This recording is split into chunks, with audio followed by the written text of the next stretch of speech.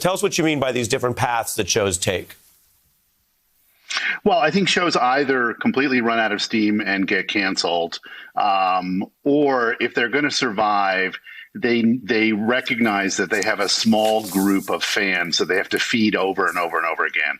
And the problem, is that by so feeding their base, if you will, the show becomes completely incomprehensible to people who are outside of the bubble. And that's what you see happening with Trump now, right? For a minute, he had the entire country in his thrall, and what he said was culture. At this point, the culture that he's selling is so arcane and internal and bizarre and meta that if you're not a regular watcher of Fox News, you're really going to have no idea what he's talking about.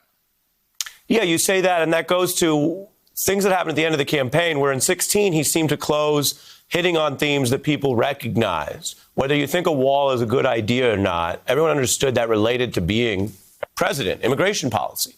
It didn't close with just Hunter Biden's laptop or these other eccentricities. And so you've likened that to more of the late stage Real Housewives. Let's take a look at that.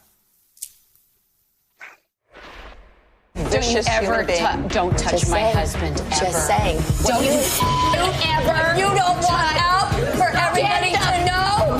You better watch what you talk about me, or everybody will know. Never. Everybody will near know. my husband. Everybody will know. You understand that? Everybody will know after my husband. For those who aren't well versed in this, Yeah, it's basically professional wrestling. Your argument is that it's even more fake than how it began. Explain. Yeah, I think that as people become more sophisticated about their own role as reality stars, they start becoming more and more self-conscious and start realizing that there's a feedback loop wherein they have to be increasingly outrageous and generate wilder and wilder stories in order to keep people's interest. So what started as the Real Housewives did, it was almost a documentary, the first season in Orange County, and it was an amazing vision of really the America that we've turned into. At this point, it's people sort of auditioning and using the show as a way to build their brands and their career, and it really has no actual relationship to reality. So it becomes essentially unmoored, and that's what you're seeing with Trump at this point. The problem with Trump as well is that the new story producing, the production is just subpar, right? It's almost like the showrunner, quit, and the new showrunner doesn't quite understand the show. They're like, I want you guys to hold a press conference at 4 Seasons Total Landscaping, and the cast is like, what? Okay, we'll go do that.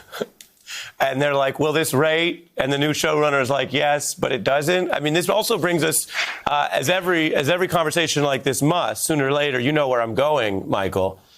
It brings us to the meatloaf subplot on The Apprentice. Sorry.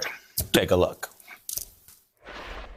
I bought those mother sponges. Part of that paint is mine. Meat, don't do it. Don't do it. Mother, you do not want to with me. You look in my eyes, I am the last person in the world you ever want to with.